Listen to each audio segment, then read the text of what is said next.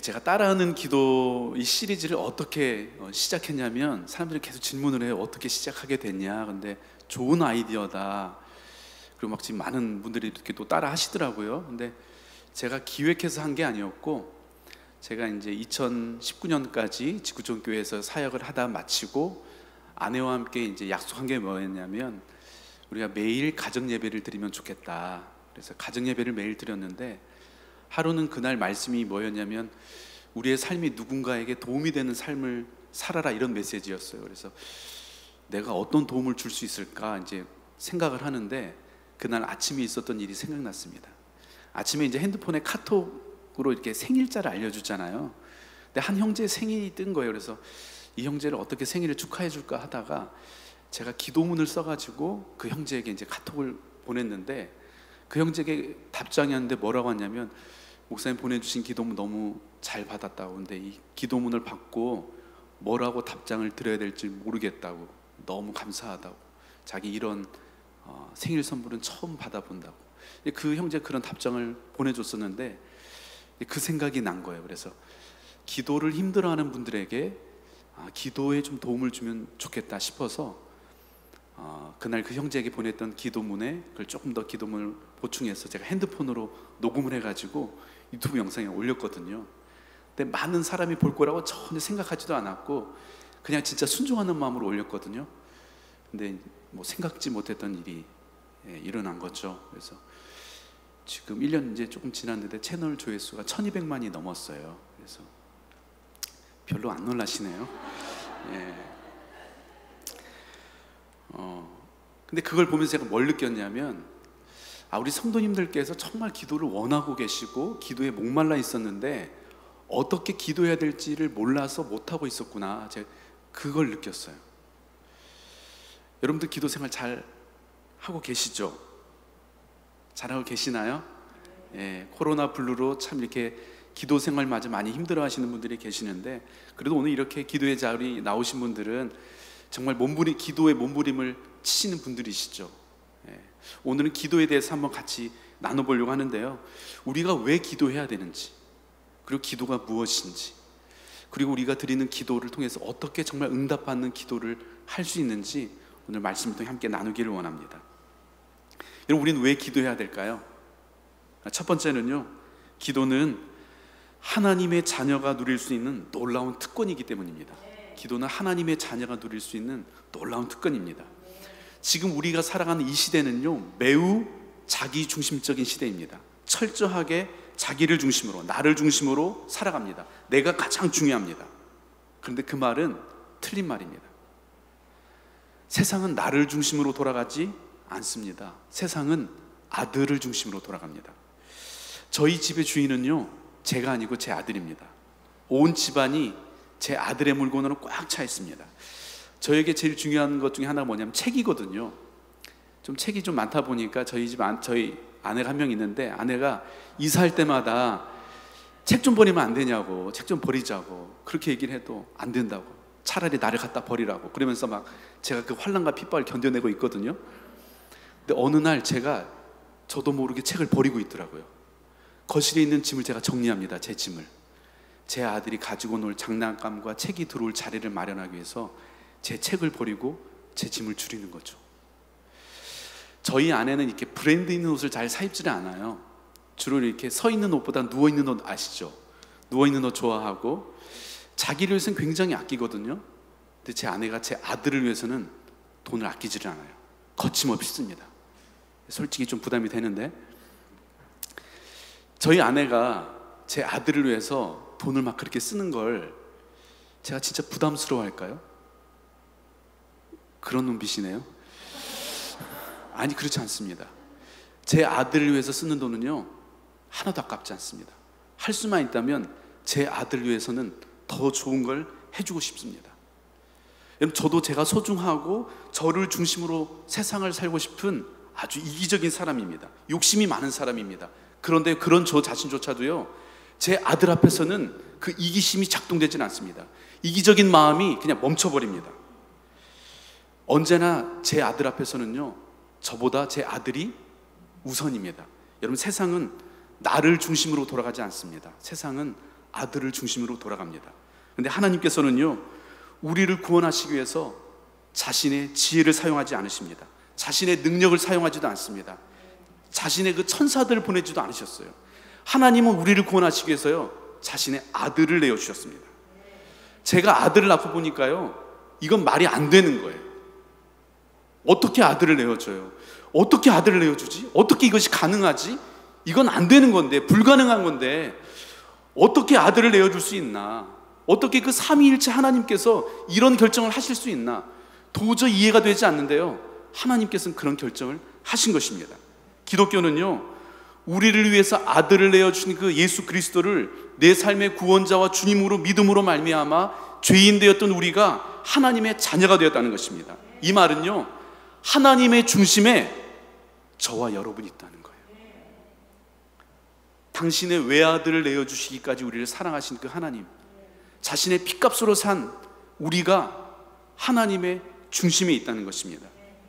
예수님께서는요, 기도에 대해서 오늘 본문에 설명하시는데요, 아들과 자녀의 관계로 기도를 설명하십니다. 마태복음 7장 9절에서 11절에 보면 이렇게 되어 있죠. 너희 중에 누가 아들이 떡을 달라 하는데 돌을 주며 생선을 달라 하는데 뱀을 줄 사람이 있겠느냐? 너희가 악한 자라도 좋은 것으로 자식에게 줄 줄 알거든 하물며 하늘에 계신 너희 아버지께서 구하는 자에게 좋은 것으로 주시지 않겠느냐? 자녀인 우리가 떡을 달라고 하면요, 하나님은 떡집이라도 만들어 주신다는 거예요. 생선을 달라고 하면 생선 가게라도 사 주신다는 것입니다.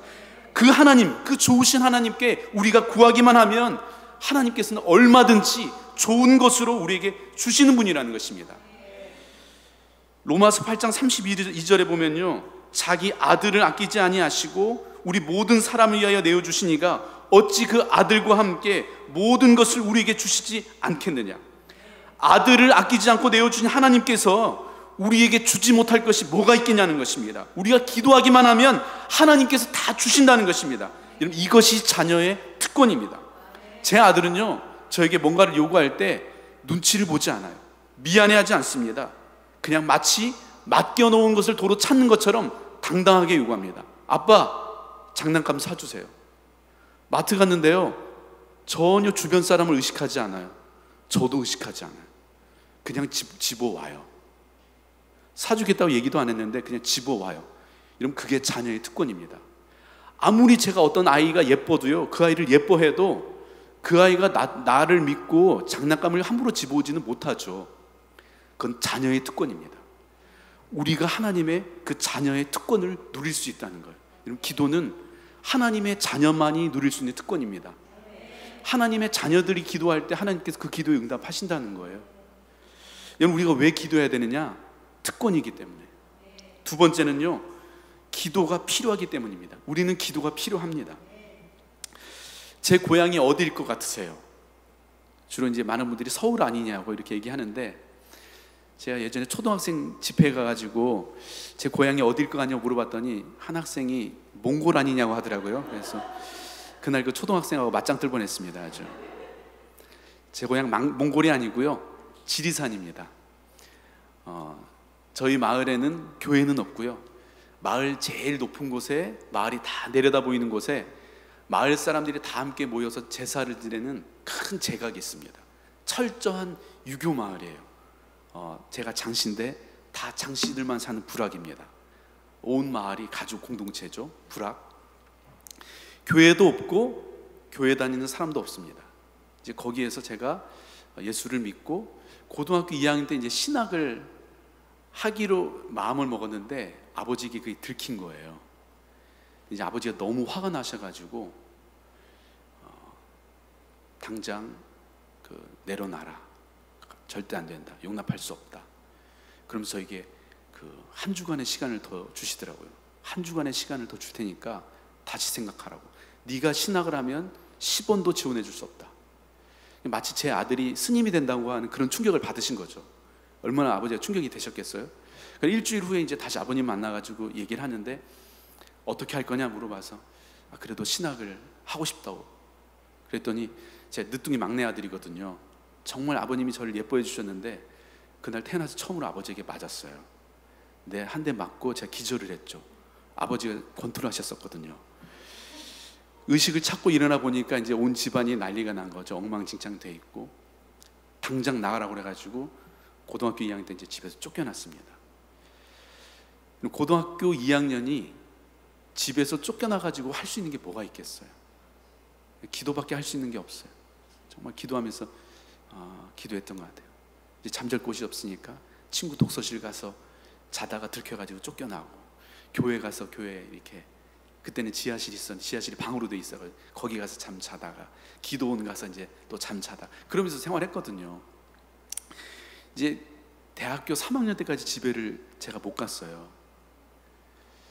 근데 이제 부모님 도움 없이 공부하고 해야 되니까 힘들었겠죠.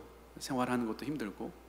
한 번은 이제 교회에서 롤링페이퍼를 쓰는데 한 자매가 뭐라고 썼냐면, 너는 왜 맨날 교회에 똑같은 옷만 입고 오니? 그 옷은 교회 올 때 입고 오는 교복이냐? 다른 옷도 좀 입고 와라. 이렇게 롤링페이퍼를 썼더라고요. 롤링페이퍼를 썼는데 그 글을 보는데 너무 창피하더라고요. 근데 그런 것들 때문에 힘든 건 그래도 참을만 했거든요. 근데 뭐가 제일 힘들었냐면 엄마가 너무 보고 싶은 거예요.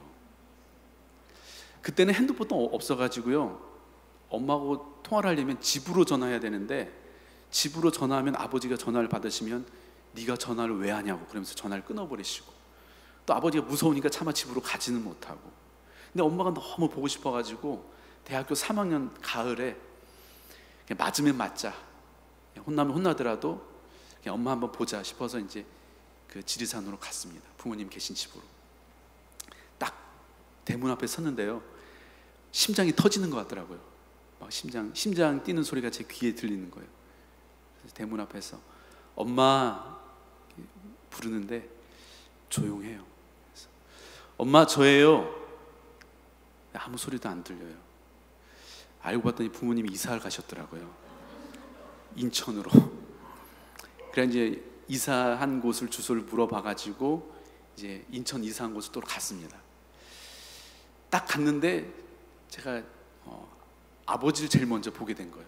아버지하고 눈을 딱 마주쳤는데 아버지가 고개를 딱 돌리시더니 그냥 안방으로 들어가시더라고요. 그래서 몇 대 맞을 줄 알았는데 그냥 넘어가서 너무 다행이다 싶어가지고 이제 딱 들어가서 어머니를 이제 처음 뵀는데, 그날 밤새 어머니 부둥켜 안고 울었던 것 같아요. 그날 밤에.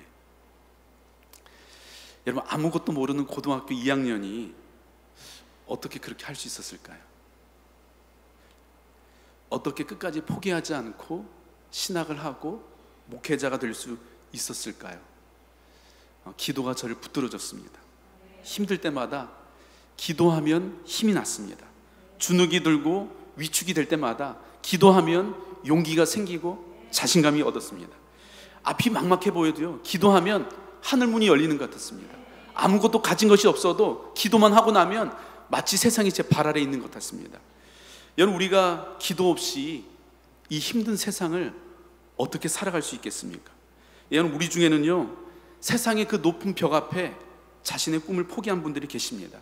질병의 문제로 한치 앞이 보이지 않는 분들이 계십니다. 깨어진 관계로 인해서 밤잠을 이루지 못하는 분들이 계십니다. 재정적인 문제 때문에요, 하루하루 궁지에 몰려 사시는 분들이 계십니다. 여러분, 우리가 어떻게 이 힘든 세상을 살아갈 수 있겠습니까? 여러분, 우리가 어떻게 해야 되는지 몰라서 못하는 것이 아닙니다. 알아도요, 힘이 없어서 못합니다. 그 힘을 우리가 어디에서 얻겠습니까? 여러분, 기도에서 얻습니다. 기도가 힘이고 기도가 능력입니다. 기도를 통해서 이 힘든 세상을 살아낼, 이 힘든 세상을 이겨낼 힘을 얻고요, 기도를 통해서 우리를 향하신 하나님의 놀라운 꿈과 계획을 이뤄내게 되는 것입니다. 여러분, 우리의 부족함은 문제되지 않습니다. 우리의 연약함은 전혀 문제되지 않습니다. 기도만 할 수 있다면 하나님의 그 놀라운 능력을 통해서 우리의 능력을 뛰어넘는 놀라운 삶을 살아가게 되는 것입니다. 여러분, 우리가 왜 기도해야 되느냐? 우리는 기도가 필요하기 때문입니다. 여러분, 우리가 왜 기도해야 할까요? 세 번째는요, 기도는 하나님의 명령이기 때문입니다. 기도는 명령입니다. 성경은 우리에게 기도해 보는 것이 어떨까? 기도를 추천하지 않습니다. 기도하면 좋겠어, 기도를 권하지 않습니다. 성경은 기도를 명령합니다. 쉬지 말고 기도하라, 명령입니다. 시험에 들지 않게 깨어있어, 기도하라, 명령입니다. 아무것도 염려하지 말고 오직 모든 일에 기도와 간구로 너희 구할 것을 감사함으로 하나님께 아뢰라, 명령입니다. 근데 하나님께서 기도를 명령하신 데는요, 하나님을 위해서가 아니고요, 우리를 위해서입니다. 여러분, 하나님께서 이스라엘 백성들을 출애굽시키고 시내산에서요 10계명을 주십니다. 근데 이 10계명은요 하나님을 위해서 주신 게 아니고요, 구원받은 이스라엘 백성들을 위해서 주신 거예요. 이스라엘 백성들이 하나님의 백성답게 살아가게 하기 위해서 계명을 주셨죠. 여호와 하나님만 섬기라고 하셨기 때문에요, 더 이상 다른 신들의 눈치를 보지 않고 살아갈 수 있게 된 것입니다.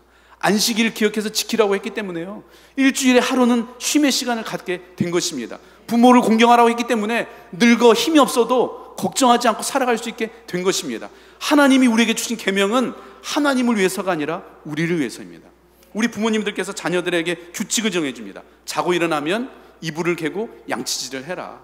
횡단보도를 건널 때는 좌우를 살펴라. 공부를 할 때는 바른 자세로 해라. 이 모든 규칙은요 부모님을 위해서가 아니라 자녀를 위해서 줍니다. 하나님께서 우리에게 기도를 명령하셨는데요, 그것은 우리를 위해, 하나님을 위해서가 아니라 우리를 위해서입니다. 쉬지 말고 기도하라고 명령하셨는데요, 그 명령이 우리에게 놀라운 축복입니다. 제가 지구촌교회에서 사역했는데요, 거기는 교육자가 한 200명이 넘어요. 그러니까 담임 목사님을, 부목사도 담임 목사님 한 번 만나기가 쉽지 않습니다. 담임 목사님 만나려면 약속을 정하고, 특별한 사유가 있을 때 약속을 정하고, 만나서 무슨 얘기를 할지 잘 기획안을 준비해가지고 정해진 시간에 딱 만나고 오거든요. 근데 그게 우리보다 윗분을 만날 때의 보편적인 모습이잖아요. 근데 하나님께서 우리에게 쉬지 말고 기도하라고 명령하신 것은요, 만왕의 왕 되신 하나님께 우리가 기도하면 언제든지 그 하나님께서 들으시겠다는 것입니다. 하나님을 만나는데요, 약속을 정하고 시간을 정해서 기획안을 준비해가지고 정해진 그 시간에 만나고 오는 것만 해도 놀라운 일일 텐데요, 언제든지 내 방문을 열고 들어오라는 거예요. 1시간이든 2시간이든 상관없다는 거예요. 큰 일이든 작은 일이든 상관없다는 것입니다. 언제든지 내 방문을 열고 주님 하고 부르면, 그래 무슨 일이야, 응답하시겠다는 거예요. 여러분, 이것이 우리에게 기도를 명령하신 그 의미입니다. 여러분, 왜 우리가 기도해야 되느냐? 기도는 하나님의 자녀인 우리가 누릴 수 있는 놀라운 축복이고요, 우리는 기도의 은혜 없이는 살아갈 수 없기 때문에, 기도가 필요하기 때문에, 그리고 주님께서 우리에게 기도를 명령하셨기 때문입니다. 자, 그렇다면 여러분, 기도란 무엇일까요? 여러분, 기도를 뭐라고 생각하십니까? 저는 지난 거의 20년 동안 지구촌교회에서 이 청년 사역을 했거든요. 이 청년 사역의 꽃이 뭐냐면 제자훈련입니다.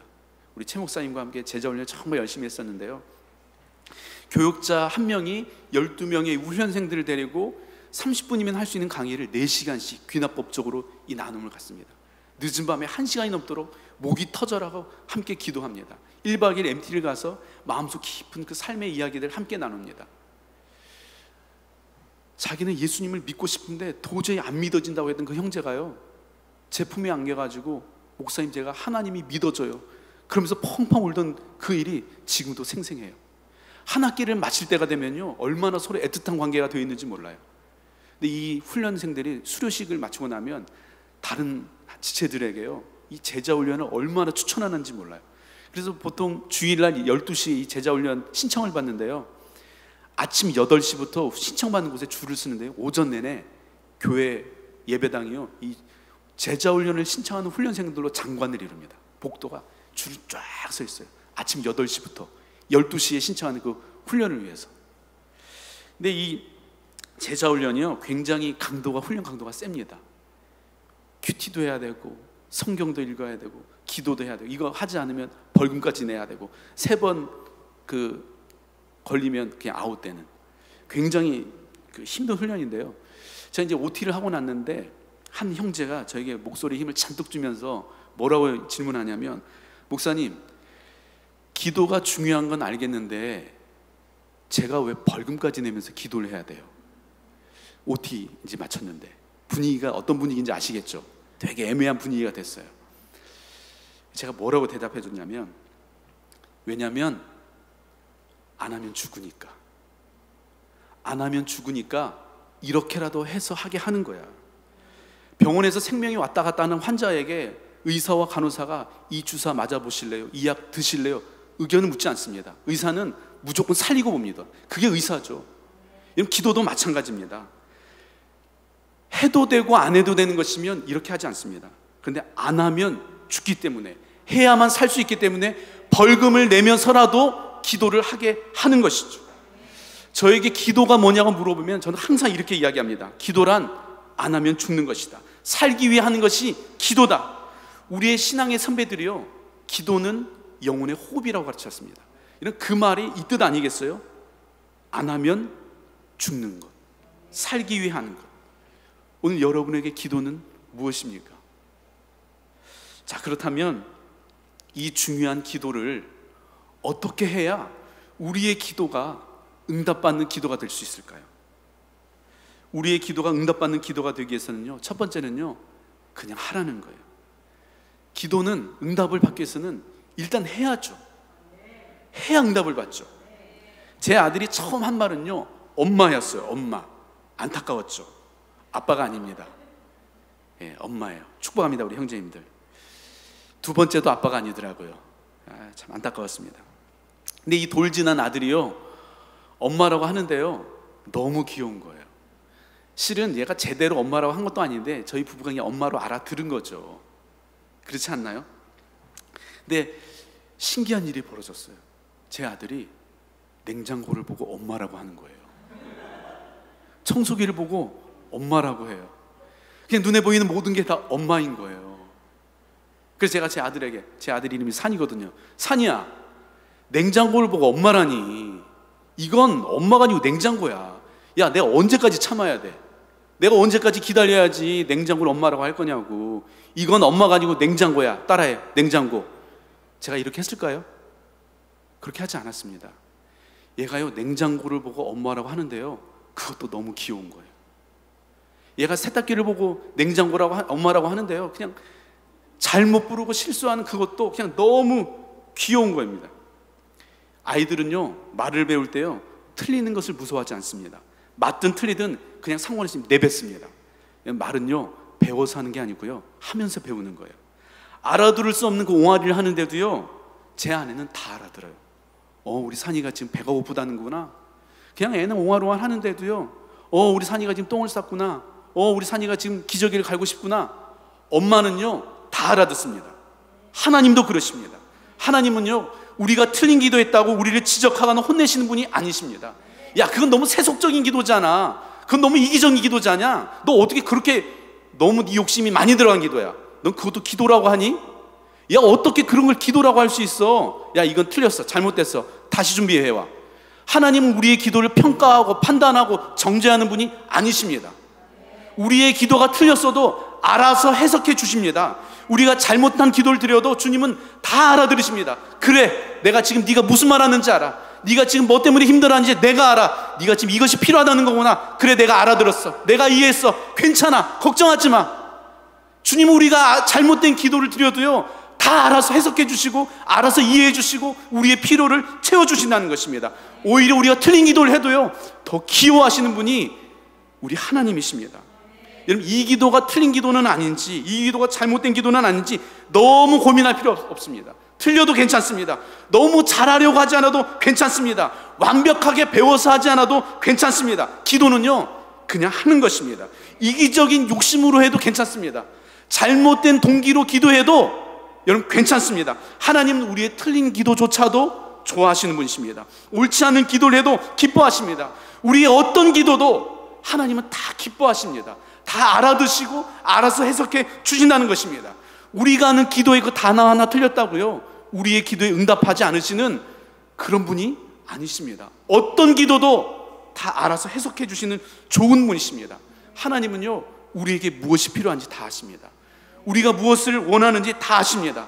그리고 우리에게 가장 좋은 것을 주시는 하나님이십니다.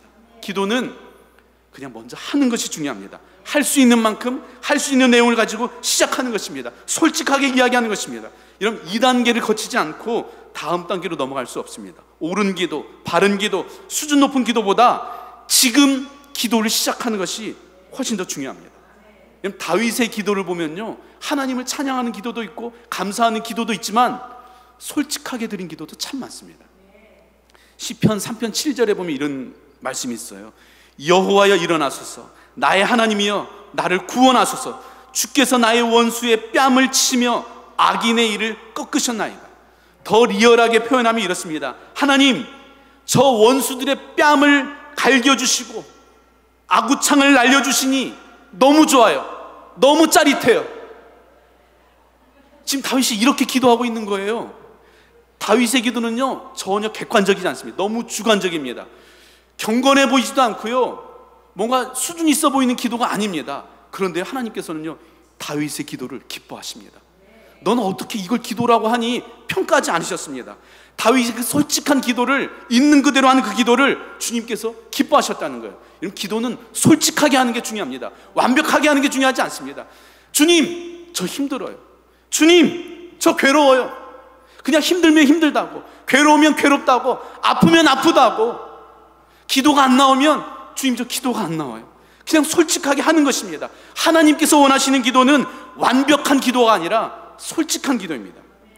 욕심대로 구해도 되나, 아니면 욕심을 내려놓게 해달라고 기도해야 되나, 이 기도는 하나님의 뜻인가 아니면 내 뜻인가 너무 고민할 필요 없습니다. 기도는 그냥 하면 됩니다. 우리에게 줘도 될 만하면 하나님께서 주십니다. 내가 변화해야 될 상황이라면 하나님께서 나를 변화시켜 주십니다. 우리의 부족한 기도도 알아서 다 해석해 주시고, 우리의 기도에 응답해 주시고, 우리를 성숙시켜 가실 그 하나님을 신뢰하고 그냥 하는 것입니다. 제 유튜브 채널에 한 분이 댓글을 남겼는데, 뭐라고 댓글을 남겼냐면, 목사님, 로또 1등 되게 해달라고 기도해도 되나요? 이렇게 댓글을 남겼어요. 그 공개적인 자리에. 여러분, 뭐라고 댓글을 남겨주시겠어요? 제가 처음에는 이제 댓글을 다 남겨드렸었거든요. 근데 댓글 남겨드려야 되는데, 뭐라고 제가 댓글 남겨드렸냐면, 네, 기도하세요. 그 기도도 하나님께서 들으시고 가장 좋은 것으로 응답해 주실 거예요. 진짜로. 그러니까 로또 1등이 될지는 모르겠지만 가장 좋은 것으로 저는 하나님이 응답해 주실 거라고 믿어요. 그래서 그렇게 댓글 남겼더니 그분이 뭐라고 댓글을 다시 남겼냐면, 목사님, 제가 보통 이런 댓글 남기면 다 무시하는데 제가 단 댓글에 댓글을 달아주시면 목사님이 처음이에요. 감사해요. 이러면서 댓글을 또 남겼더라고요. 여러분, 그분이 기도를 시작하지 않았을까요? 여러분, 세상에는요, 두 종류의 사람만 있어요. 기도하는 사람과 기도하지 않은 사람. 전 여러분이 기도에 대해서 말하는 사람이 아니라 기도하는 사람이 되기를 주의 이름으로 축복합니다. 기도는 그냥 하는 것입니다. 두 번째, 어떻게 하면 우리의 기도가 응답받는 기도가 되느냐? 하나님께 구해야 합니다. 구하라, 구하라, 하나님께 구하라. 어떻게 하나님께 맨날 달라고만 합니까? 믿습니다, 주시옵소서. 이런 기복적인, 이런 수준 낮은 기도는 미신적인 기도이고, 이런 기복적인 기도는, 기복적인 신앙은 기독교가 아니라고. 이런 기복적인 신앙은 절대 기독교가 아니라고. 이런 메시지가 강단에서 전해지자 성도들이요, 기도에 가면을 쓰기 시작해요. 구하는 기도는 수준 낮은 기도라고 가르치니까 그 메시지를 들은 성도들이 어떻게 기도를 할 수 있겠어요? 구하는 기도가 기복적인 기도이고 수준 낮은 기도라고 하니까요, 구하지는 못하니까 기도할 게 없는 거예요. 물론 우리의 기도가요, 수준 높은 기도가 드려질 수 있습니다. 그냥 주님 하고 부르면 그 한마디에 충분한, 다른 어떤 것도 필요 없고, 저는 주님 한 분만으로 만족합니다. 그냥 주님과의 그 깊고 친밀한 교제 가운데 주님 닮기 원합니다. 이런 고백만으로 기도할 수 있습니다. 그러나 처음부터 그렇게 할 수는 없습니다. 언제나 처음은요, 구하는 거예요. 먼저 구하는 것부터 시작하는 것입니다. 이런 구하지 않으려면 기도를 왜 합니까? 도와달라고도 못하는데 신앙생활을 왜 합니까? 여러분, 우리가 기도한다는 것은요, 하나님의 도움이 필요하다는 거고요, 하나님의 응답이 필요하다는 것이고요, 하나님의 기적이 필요하다는 것입니다. 시편 2편 8절에 보면 이런 말씀이 있어요. 내게 구하라. 내가 이방 나라를 내 유업으로 주리니 내 소유가 땅끝까지 이르리로다. 내게 구하라. 내 소유가 땅끝까지 이르리로다. 하나님은요, 우리에게 구하라고 하셨고요, 구하는 자에게 상상할 수 없는 축복을 주시겠다고 말씀하셨습니다. 구하는 기도를 기복적인 기도라고 정죄해서는 안 됩니다. 여러분도 구하는 기도를 드릴 때 마음에 주눅들 필요가 없습니다. 예수님이 가르쳐주신 주기도문의 내용도요, 다 구하는 기도로 가득 차 있습니다. 예수님은 우리의 영혼의 문제뿐만 아니고요, 삶의 문제, 현실의 문제도 해결해 주셨습니다. 그 하나님께 구하는 기도를 드리는 것은 너무나 자연스러운 것입니다. 여러분, 아기가 태어나서 가장 먼저 하는 것은요, 부르짖는 것입니다. 응애응애하고 부르짖죠. 갓 태어난 아이는요, 설명할 줄 모릅니다. 엄마가 하는 이야기를 듣지도 못하고 이해하지도 못합니다. 갓난아이는요, 그저 부르짖는 것이 전부입니다. 영적으로도 마찬가지예요. 먼저 부르짖어 구해야 됩니다. 부르짖으며 구하는 것이 우리의 소통의 전부라고는 할 수 없지만, 아이가 평생 부르짖기만 하진 않잖아요. 부르짖다가 듣는 법도 배우고 말하는 법도 배우고 순종하는 법도 배웁니다. 그러나 언제나 처음은 부르짖는 것입니다. 여러분, 하나님께 부르짖어 구하십시오. 말을 많이 하지 않아도 괜찮습니다. 그냥 주여 하고 부르짖는 것만으로도 충분합니다. 하나님은 우리의 그 부르짖음을 들으시고 부르짖음의 의미가 무엇인지 아시고 그 부르짖음에 응답해 주십니다. 예레미야 33장 3절 말씀이 있어요. 우리 다 같이 한번 큰 소리로 암송하는 마음으로 한번 같이 한번 읽어보십시다. 시작. 너는 내게 부르짖으라. 내가 내게 응답하겠고 내가 알지 못하는 크고 은밀한 일을 내게 보이리라. 너는 내게 부르짖으라고 하십니다. 부르짖음에 응답하시겠다고 약속하십니다. 상상할 수 없는 크고 놀라운 그 일들을 하나님께서 우리에게 보이시겠다고 약속하십니다. 부르짖음이 기도입니다. 홍해 앞에 선 모세는요, 하나님께 이 상황을 설명하거나 설득하지 않았습니다. 그냥 부르짖었습니다. 주님 어찌합니까? 주님 살려주세요. 절박한 심정으로 하나님께 부르짖었습니다. 엘리야는요, 자신의 머리를 무릎 속에 박고 하나님께 간절하게 부르짖어 기도했습니다. 앞을 보지 못하는 거지 바디메오는요, 사람들이 시끄럽다고 손가락질하는데도요, 다윗의 자손 예수여 나를 불쌍히 여기소서 부르짖어 외쳤습니다. 예수님마저도 겟세마네 동산에서요, 이 잔을 내게서 걷어가려고 땀방울이 핏방울이 되도록 부르짖어 구하셨습니다. 여러분, 아이가 응애하고 부르짖듯이 주여 하고 부르짖는 것입니다. 제가 현장에서 만났던 수많은 성도들에게는요, 기복적인 신앙이라고 정지하는 메시지보다 기도를 통해서 오늘 하루를 살아갈 한 줌의 소망이 필요한 성도님들이 훨씬 더 많았습니다. 깨어진 가정으로 인해서 고통받고 있는 그 자녀들, 등록금 때문에 휴학을 고민하는 그 학생들, 일터를 잃어버린 그 젊은이들, 부도의 위기 앞에서는 그 가장, 병원에 누워있는 그 아들을 바라보면서 기적이 일어나기를 바라고 기도하는 그 어머니, 딸이 우울증에 걸려가지고 온 가정의 시간이 멈춰버린 그 가정, 그들의 부르짖음을 바라보면서 어떻게 기복적인 신앙이라고 우리가 정지할 수 있겠습니까? 여러분, 사람들은 우리의 기도를 기복적인 신앙이라고 정지할지 모르지만 저는 하나님의 축복이 없이는 단 하루도 살 수 없습니다. 그래서 저는 오늘도 하나님의 축복을 구하고 하나님의 은혜를 구하고 하나님의 도우심을 구할 것입니다. 여러분, 기도는 기복이 아니라 축복입니다. 저희 할머님께서는요, 나이 60이 넘어서 예수님을 만났어요. 늦게. 근데 이제 90이 넘으셔서도요, 저희 할머님은 새벽 4시만 되면 일어나셔서 샤워를 하시고 새 옷으로 갈아입고 새벽마다 3시간씩 기도를 하셨습니다. 한 번은 저한테 요즘에는 힘이 없어가지고 3시간밖에 기도를 못한다고 나이 90 넘으신 할머니께서 목사 앉혀놓고 기를 죽이더라고요. 근데 저희 할머님께서 무학이세요. 글을 모르세요. 학교를 안 다니셔가지고. 근데 할머니께서 신앙생활하면서 가장 안타까웠던 게 뭐냐면, 성경이 하나님 말씀이라고 하는데 그 성경을 읽을 수 없는 게 너무 속상했대요. 성경이 하나님 말씀이라고 예배 때마다 이 성경을 그렇게 강조하는데 글을 모르니까 이게 읽지를 못하는 거예요. 근데 창피하니까 누구한테 뭐 얘기도 못하고. 그래서 할머님이 기도를 했대요. 하나님, 성경이 하나님 말씀이라고 하는데 제가 글을 몰라서 이 말씀을 읽지 못해가지고 너무 속상하다고, 저한테 한글 좀 깨우쳐 달라고. 그 기도를 그렇게 울면서 기도했대요.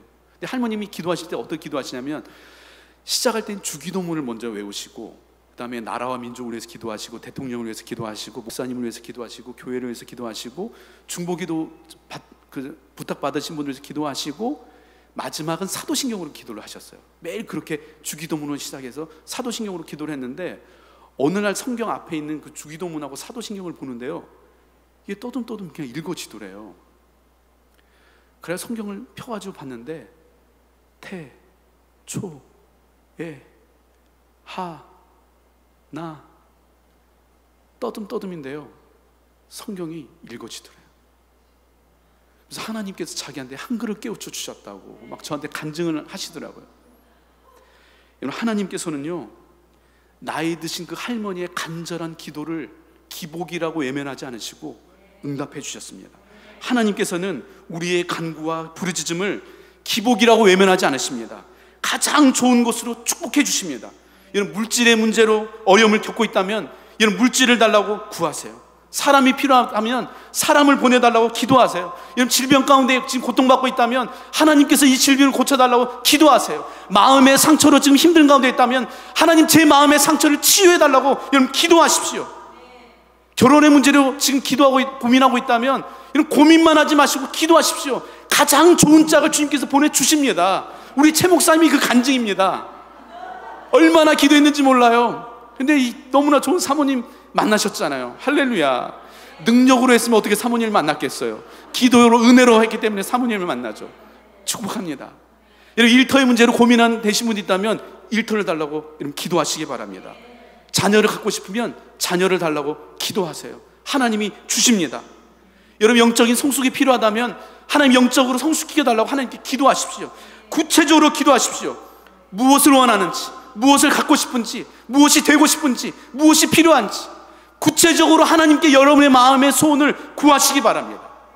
리차드 포스터의 그 기도라는 책에 보면 이런 글이 나와요. 캠브리지 대학의 허버트 파머 교수는 우리에게 상기시켜 주기를, 만일 기도가 신앙의 핵심이라면 간구는 기도의 핵심이다라고 했다. 간구 기도가 없으면 우리는 꼭지가 잘린 기도 생활을 하는 것이다. 나는 하나님께서 우리에게 줄 만한 구실을 찾으시다가 우리가 구할 때마다 얼마나 기뻐하실까 하는 것을 다시 한번 우리 모두에게 상기시키고 싶다. 여러분, 기도의 핵심은 구하는 것입니다. 우리가 하나님께 도와달라고 소리칠 때 하나님의 심장이 뛰기 시작한다는 거예요. 하나님의 피가 뜨거워진다는 것입니다. 하나님의 손이 바쁘게 움직이기 시작한다는 것입니다. 여러분, 우리에게 큰 일이 하나님께도 큰 일일까요? 하나님께는 쉬운 일입니다. 작은 일입니다. 여러분, 하나님을 제한하지 마시고 마음껏 부르짖어 구하시기 바랍니다. 하나님께 우리의 부르짖음을 간절하게 부르짖을 때 하나님께서 우리의 부르짖음에 응답하십니다. 응답받는 기도의 비결은 하나님께 구하는 거예요. 어떻게 하면 우리의 기도가 응답받는 기도가 될 수 있을까요? 마지막 세 번째, 하나님을 믿는 믿음으로 기도하는 것입니다. 믿으라는 거예요. 하라, 구하라, 믿어라. 이것이 응답받는 기도의 비결입니다. 마지막, 믿는 거죠. 12해 동안 혈루증을 앓은 여인이 있었습니다. 여러분, 이 여인처럼 비참한 인생이 있겠어요? 12년을 못 고쳤다면 이제 더 이상 못 고친다는 거예요. 희망이 없다는 것입니다. 누구도 이 여인이 나을 거라고 믿지 않았어요. 근데 이 여인이 예수님에 대한 소문을 들었는데요, 그때 이 여인 안에 믿음이 들어갑니다. 예수님의 옷깃에 손만 대도 이 병이 나을 거라는 그 믿음이 들어가요. 그래서 이 여인이 예수님의 옷깃에 손을 대자 예수님께서 이렇게 말씀하십니다. 딸아, 내 믿음이 너를 구원하였으니 평안히 가라. 내 병에서 놓여 건강할지어다. 하나님을 믿는 믿음이 기적을 일으켰다는 것입니다. 가나안의 이방 여인이요, 귀신 들린 딸을 고치려고 주님 앞에 나와서 부르짖었는데요, 개취급을 당합니다. 근데 이 여인이 주님 앞에 포기하지 않고 부스러기 은혜라도 내게 달라고 그렇게 구하자 그 여인에게 주님께서 뭐라고 말씀하시냐 하면, 여자야, 내 믿음이 크도다. 내 소원대로 되리라. 믿음을 칭찬하십니다. 중풍병에 걸려가지고 혼자 걸을 수도 없는 그 친구를 위해서 4명의 친구들이 그 친구를 예수님 앞에 데려오자 그 친구들을 향해서 예수님께서 뭐라고 말씀하시냐면, 그들의 믿음을 보시고, 주님께서 그들의 믿음을 보십니다. 성경의 많은 기적의 현장에서요, 예수님은요, 내 믿음이 너를 구원하였다고 말씀하고 있습니다. 마가복음 11장 24절에 보면 이런 말씀이 있어요. 그러므로 내가 너희에게 말하노니 무엇이든지 기도하고 구하는 것은 받은 줄로 믿으라. 그리하면 그대로 되리라. 기도했다면 이미 이루어졌다고 믿으라는 것입니다. 그러면 그대로 된다는 것입니다. 여러분, 성경은요, 기도하고 계획을 세우면 이루어진다고 하지 않습니다. 기도하고 노력하면 이루어진다고 하지 않습니다. 성경은 기도하고 믿으면 응답된다는 거예요. 히브리서 11장 1절에 이렇게 되어 있죠. 믿음은 바라는 것들의 실상이요. 우리가 바라는 믿음에, 기도에 믿음을 더하면 우리가 바라는 것에 믿음을 더하면 그것이 실제가 된다는 것입니다. 믿음이 중요하다는 것입니다. 하나님께서요, 믿음의 조상 아브라함을 불러놓고 뭐라고 하시냐면, 아브라함아, 저 하늘의 별을 봐, 달을 봐, 네 잔손이 저렇게 많을 거야. 그 후로 아브라함은요, 그 밤하늘의 수많은 그 별들을 볼 때마다 그때 하나님께서 주셨던 그 약속을 기억했을 것입니다. 기도할 때마다 밤하늘의 수많은 별들을 떠올리며 기도했을 것입니다. 믿음으로 바라본 거예요. 하나님께서 그 약속을 이루실 것을 이미 이루신 것처럼 믿고 바라본 것입니다. 여러분, 믿음으로 기도하는 거예요. 이미 모든 기도가 응답된 것을 마음속에 그리고 상상하면서 이미 이루어진 것으로 믿고 기도하는 것이죠. 믿음으로 바라볼 때 기적이 일어난다는 것입니다. 빌립보서 2장 13절에 보면 이런 말씀이 있어요. 너희 안에서 행하시는 이는 하나님이시니 자기의 기쁘신 뜻을 위하여 너희에게 소원을 두고 행하시나니. 하나님은요, 우리 안에 소원을 주시고 그 소원함을 통해 일하십니다. 하나님께서 우리 안에 주신 그 소원함과 바람 위에 믿음을 더하라는 거예요. 이미 이루어진 것처럼 믿으라는 것입니다. 상상하라는 것입니다. 기도한다는 것은요, 하나님의 기적을 믿는다는 것입니다. 어떻게 기도가 이루어질지는 몰라도 상관없어요. 방법은 하나님의 영역입니다. 우리에게는 방법이 없어도 하나님에게는 방법이 있습니다. 어떻게 기도가 응답될지 몰라도 괜찮습니다. 하나님께서 우리가 믿음으로 기도하면 없는 방법도 만드시는 분이 우리 하나님이십니다. 우리는 그저 믿음으로 구하고 이미 우리의 기도가 응답되었다고 믿는 것으로 충분하다는 거예요. 2000년 전 믿음을 통해서 수많은 기적을 일으키신 주님은요, 오늘 지금 이 시간 우리를 향해서도 동일하게 질문하십니다. 내가 나를 믿느냐? 내가 나를 믿느냐? 우리는 그저 하나님께서 우리의 기도를 들으시고 응답하시고 이미 그 기도에 하나님께서 응답하셨다는 것을 믿고 이미 이루어진 것처럼 믿고 감사하는 것입니다. 그것만으로도 충분합니다. 주님, 응답해 주셔서 감사합니다. 주님, 고쳐주셔서 감사합니다. 주님, 채워주셔서 감사합니다. 예수님께서 오병이어 기적을 일으키시기 전에 기도를 하시잖아요. 근데 공동번역에 보면 감사의 기도를 드렸다고 기록되어 있어요.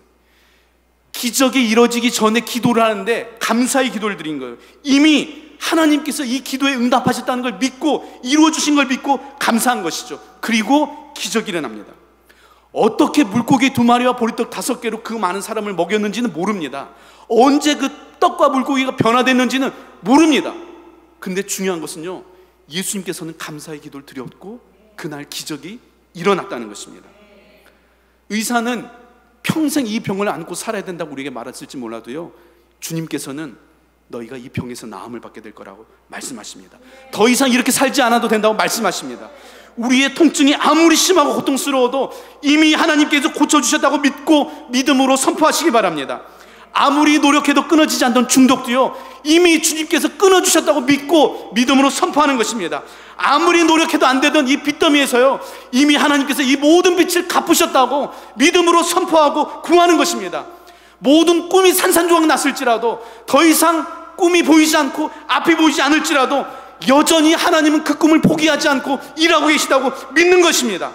지금 당장은 눈에 보이는 것이 아무것도 없을지라도 여전히 하나님께서 우리를 위해 일하고 계시다고 믿는 것입니다.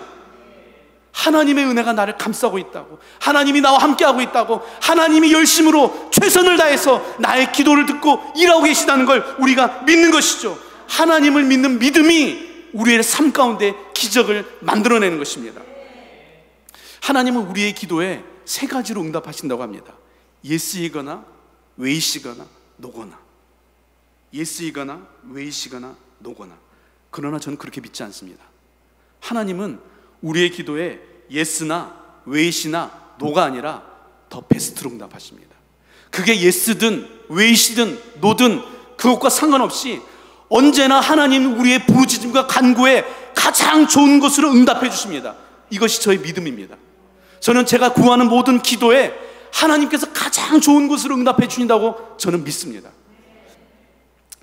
제 유튜브의 구독자들이요, 이 유튜브 이 기도문을 따라하는 기도문을 책으로 보고 싶다고 막 수십 개의 댓글을 남기는 거예요. 원래 뭐 책으로 남길 거 책으로 이렇게 낸다는 걸 생각도 안 했었거든요. 근데 매일 아침마다 일어나면 막 수십 개의 댓글이 달려 있는 거예요. 책으로 좀 보고 싶다. 책으로 만들어줘라.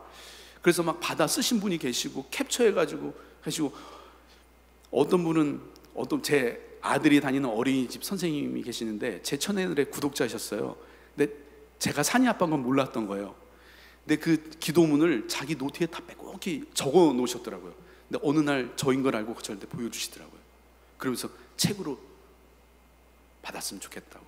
그래서 이제 기도를 했거든요. 하나님, 이 책으로 이 기도문을 받기를 원하시는 분들이 계신데 출판사를 주님께 좀 연결해 주셨으면 좋겠습니다. 기도를 하는데 한 분이 떠올랐어요. 그래서 제가 그분에게, 이분이 출판사도 가지고 계시고 또 기독교 출판 유통 쪽에서 일하고 계셔서 전화드려서 지금 책을 원하는데 이 책을 좀 내줬으면 좋겠다 그랬더니 어떤 내용이냐고 물어보셔서 그냥 기도문이라고. 그런데 그분이 자기가 해줄 수도 있지만 규장 출판사하고 이 책을 내는 게 더 좋겠다. 기도 관련 콘텐츠는 규장 쪽이 더 잘 어울릴 것 같다. 그러면서 규장 출판사를 추천하면서 규장 출판사 이메일을 저한테 주더라고요. 근데 제가 솔직하게 규장 출판사에서 제 책을 왜 내요? 예, 거기 되게 책을 잘 안 내주는 곳으로 유명하거든요. 규장 출판사가. 거기서 낼까 뭐 내줄까 해서 이제 했는데 메일 보냈냐고 했는데 제가 안 보내고 있었더니 빨리 보내라고. 그래서 그냥 원고를 그 규장 출판사로 메일을 보냈어요. 근데 이제 그 다음 날 메일이 오더라고요. 15일 후에 편집위원들이 논의해서 알려주겠다고. 그래서 또 15일 후 기다려야 되는구나 해서 이제 15일을 기도하고 기다리려고 하는데 몇 시간 후에 모르는 번호 전화가 와요. 근데 제가 모르는 번호는 전화를 잘 안 받거든요. 왜냐면 제가 생각보다 유명해져가지고 유머인데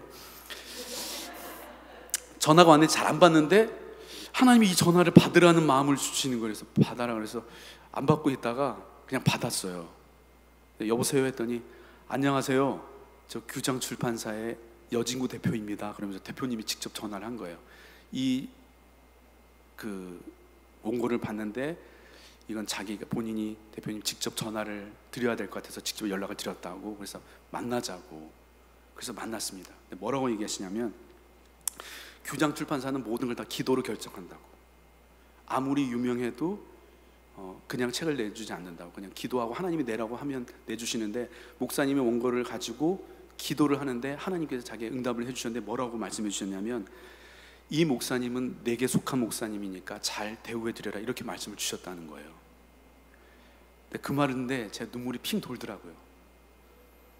아, 하나님께서 나를 잊지 않고 기억하고 계시는구나. 그래서 이제 규장 출판사하고 계약을 했습니다. 근데 그 후에 대표님이 뭐라고 말씀하시냐면 규장 출판사에 1년에 400개에서 500개의 원고가 투고된다고. 근데 그 중에 2권이 책으로 나온다고. 그 중에 1권이 목사님의 책이라고. 목사님이 잘 모르시는 것 같아서 자기가 설명을 해준다고 하더라고요. 잘 감이 없었나 봐요, 제가. 그래서 이제 그 책이 나왔는데 아까 말씀해 주신 것처럼 규장 출판사 상반기 전체 베스트 1위 했어요. 예, 별로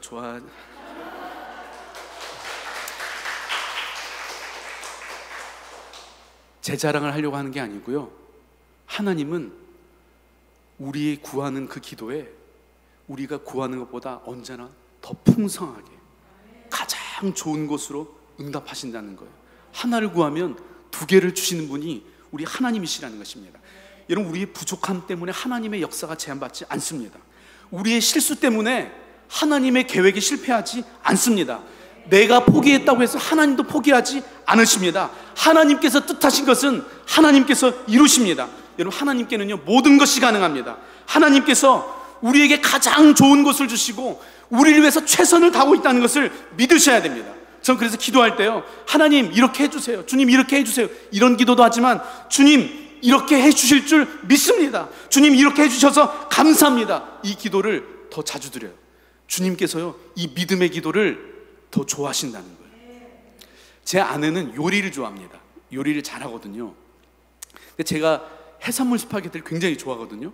근데 여러분, 이 해산물 스파게티를 만들려면 달콤한 설탕도 있어야 되지만 면도 있어야 되고 맛있는 게와 해산물도 있어야 되고 소금과 간장과 고춧가루와 청양고추도 있어야 됩니다. 근데 아무리 설탕이 달콤하고 맛있어도요 설탕만으로 요리가 되지는 않습니다. 맛있는 요리를 하려면 짜디짠 소금도 있어야 돼요. 한 꼬집에 소금만 들어가지 않아도요 맛이 없어서 먹을 수 없습니다. 모든 재료가 조화를 이루어서 마침내 맛있는 요리가 완성되는 것이죠. 여러분, 우리의 인생도 마찬가지입니다. 항상 설탕처럼 달콤한 일만 우리의 삶 가운데 일어나면 좋겠지만 소금처럼 짜고 고춧가루처럼 매운 일들이 우리의 인생에 있습니다. 그러나 그 매운 고춧가루 같은 그 일 하나 때문에 포기하기에는 너무 이릅니다. 그런 일들 가지고 우리의 삶을 평가해서는 안 됩니다. 짜짓짠 그 소금 같은 일들 때문에 하나님을 원망해서는 안 됩니다. 하나님께서 완벽하게 우리의 모든 재료를 통해서 가장 맛있는 요리를 완성하실 그때를 기다리며 기도하는 것입니다. 하나님께서 완성되었다고 하실 때까지 우리는 기도하며 기다리는 거예요. 하나님이 완성되었다고 말씀하시면 짜고 맵고 달콤한 그 모든 일들이 버무러져서요, 우리가 상상할 수 없는 가장 맛있는 맛이 우리의 인생 가운데 펼쳐진다는 것입니다. 여러분, 우리가 아무리 우리 인생이 힘들어도 우리가 기뻐할 수 있는 이유는 뭐냐면요, 우리의 삶을 인도하시는 분이 누구인지 우리가 알기 때문이에요. 우리의 삶을 인도하시는 분은 우리에게 가장 좋은 것을 주시고 우리에게 선하게 응답하시는 분이십니다. 히브리서 11장 6절에 보면 이런 말씀이 있습니다. 믿음이 없이는 하나님을 기쁘시게 못하나니 하나님께 나아가는 자는 반드시 그가 계신 것과 또한 그가 자기를 찾는 자들에게 상 주시는 이심을 믿어야 할지니라. 상 주시는 이심을 믿어야 할지니라. 이 믿음이 필요하다는 것입니다. 그럼 사람들이 종종 저에게 물어봅니다. 기도는 얼마나 해야 되나요? 몇 번 기도를 해야 되나요? 물어봅니다. 답은 아주 간단합니다. 기도는요, 응답될 때까지 하면 됩니다. 응답될 때까지. 어떤 기도는 정말 빨리 응답되는 기도도 있습니다. 정말 빨리 기도했는데 바로 응답되는 기도의 제목도 있어요. 근데 어떤 기도는 또 오랜 시간이 걸린 기도들도 있습니다. 철저한 유교 가정인 저희 가정이, 늘 제사 지내던 저희 가정에 제사가 사라지고 함께 하나님을 예배하는 가정이 되는데요, 20년을 기도했어요. 중요한 건 포기하지 않으면 그 기도는 반드시 응답된다는 것입니다. 여러분, 예수님께서도요 3번을 반복해서 기도하셨습니다. 엘리야도 7번이나 반복해서 기도했습니다. 중요한 것은요, 우리가 기도를 하면서 멈추지 않는다는 거예요. 우리가 멈추지 않는 한 하나님께서 반드시 응답하십니다. 여러분, 기도에 지치지 마십시오. 기도를 포기하지 마십시오. 오늘 하나님께서 우리의 기도에 응답하신다는 믿음을 가지고 기도하시기 바랍니다. 여러분, 기도할 때는요 오직 한 가지만 생각해야 됩니다. 오늘 주님께서 반드시 응답하신다. 오늘이 내 기도에 응답받는 날이라는 그 믿음, 이거 한 가지만 생각하고 기도하는 것입니다. 여러분, 오늘 싹을 심어놓고 내일 싹이 나지 않는다고 그 싹을 파내는 사람은 없어요. 기다림의 시간이 필요합니다. 반드시 하나님께서 내 기도에 응답하신다는 믿음을 가지고 기다리는 거예요. 그렇게 믿음으로 구할 때 우리가 상상할 수 없는 놀라운 일들을 하나님께서 우리의 삶 가운데 행하신다는 것입니다. 여러분의 능력은 중요하지 않아요. 여러분의 재능도 중요하지 않습니다. 여러분의 환경도 중요하지 않습니다. 지금 여러분의 삶의 처지도 전혀 중요한 것이 아닙니다. 우리가 기도만 할 수 있다면 하나님의 그 놀라운 능력이 우리의 삶 가운데 일어나서요, 우리의 능력을 초월한 삶을 살아가게 되는 것입니다. 저는 유튜브가 구독자가 10만이 되고 조회수가 1000만이 넘고 책이 막 베스트셀러, 제 능력으로는 절대 일어날 수 없는 일이에요. 저는 뭐 학벌도 별로고 글도 어디서 배워본 적도 없고 야매거든요. 영상도 만들지도 몰라요. 그냥 순종하는 마음으로 한 거예요. 근데 그것이 기적을 만드는 거예요. 우리의 능력을 의지하지 마세요. 여러분의 환경과 처지 때문에 불평하지 마세요. 그냥 믿음으로 기도만 할 수 있다면 지금은 여러분이 꿈꿀 수 없는 삶을 전 여러분이 살아갈 수 있을 거라고 믿습니다. 제가 아까 믿음으로 우리 그 최 목사님에게 얘기했어요. 이 신도시가 한 4만 8천, 거의 5만 명 이제 가까이, 4만 명 가까이 된다고 해서 목사님이 11조 하라고, 이 도시에 11조를 하라고, 이 글로벌 교회는 11조 하는 교회 되라고. 그랬더니 막 난 그런 기도 못 한다고 그러는데요, 전 믿음으로 우리 성도님들이 구하셨으면 좋겠어요. 이게 우리가 숫자를 자랑하고 규모를 자랑하기 위해서가 아니고요, 이렇게 기도를 통해서 우리의 목표가 우리의 노력으로 가능한 목표를 잡으면요, 하나님의 사랑을 경험할 수 없어요. 살아계심을. 이건 5천 명이 모이는 교회는 이건 불가능한 교회다, 이건 우리의 문은 안 된다. 그래야 이루어졌을 때 하나님이 응답하셨다고 믿고 하나님을 높이죠. 저는 우리 글로벌 교회가 기도를 통해 11조 하는 교회 되기를 주님의 이름으로 축복합니다. 이 도시에 11조를 하는 거예요. 그래서 이 글로벌 교회를 통해서 이 도시가 바뀌는 거죠. 가슴 뛰지 않습니까? 저는 분명히 그런 일이 일어날 거라고 믿습니다. 우리가 그렇게 믿음으로 구하면 되는데요, 어떨 때는요 정말 기도하고 싶어도 기도가 안 돼요. 무슨 기도를 해야 되는지도 모르겠고 지금이 기도해야 되는 타이밍인지도 모를 때가 있습니다. 그래도 괜찮아요. 그때 우리를 위해서 말할 수 없는 탄식으로 기도하시는 분이 계십니다. 애통하는 마음으로 기도하시는 분이 계십니다. 로마서 8장 26절 27절에 보면 이런 말씀이 있어요. 이와 같이 성령도 우리의 연약함을 도우시나니 우리는 마땅히 기도할 바를 알지 못하나 오직 성령이 말할 수 없는 탄식으로 우리를 위하여 친히 간구하시느니라. 마음을 살피시는 이가 성령의 생각을 아시나니 이는 성령이 하나님의 뜻대로 성도를 위하여 간구하심이니라. 이 부분을 메시지 성경에서는 이렇게 번역했어요. 이 어떻게 또 무엇을 기도해야 할지 몰라도 괜찮습니다. 그분이 우리 안에서 우리를 위해 우리의 기도를 하십니다. 할 말을 잃어버린 우리의 탄식, 우리의 아픈 신음소리를 기도로 만들어주시기 때문입니다. 누구보다 우리의 마음을 잘 아시는 성령님께서 우리의 탄식과 우리의 신음소리를 기도로 바꿔주신다는 것입니다. 그렇기 때문에 너무 힘들어서 기도가 안 될 때, 어디서부터 기도를 시작해야 될지 모를 때, 어떻게 기도해야 될지 모를 때, 그때 성령님을 의지하는 것입니다. 우리를 위해서 말할 수 없는 탄식으로 기도하시는 그 성령님의 기도 소리를 우리가 들을 수 있어야 됩니다. 지금 이 순간도 우리를 위해서 충고하시는 그 성령님께서 간절하게 부르짖고 있다는 것을 우리가 믿어야 됩니다. 그 성령님께서요 우리 안에서 우리를 위해서 기도하시고 우리의 기도를 도우시는 것입니다. 오래전에 제가 일산에 있는 한 교회에서 사역을 했었는데요, 새벽 예배가 끝나면 봉고차로 전사님과 함께 이제 성도님들을 댁으로 이렇게 배달이 아니죠, 배송도 아닌데요, 뭐라고 하죠, 하여튼 이게 모셔다 드렸었는데, 그날은 이제 새벽 예배 끝나고 기도하는데 하나님께서 이 방문 기도가 나오는데 기도가 멈춰지지가 않는 거예요. 그래서 이제 전사님에게, 전사님 죄송하다고, 기도가 멈춰지지 않는다고, 오늘만 기도를 좀만 더 하고 싶다고, 전사님 혼자 좀 운전해달라고 부탁을 드리고 전 남아서 계속 기도했어요. 계속 기도가 멈춰지지가 않아서 내가 거의 1시간 다 됐는데 전화가 와요. 전사님이 돌아오는 길에 웅덩이를 지나면서 옆에 있는 그 가로등을 정면으로 들이받은 거예요.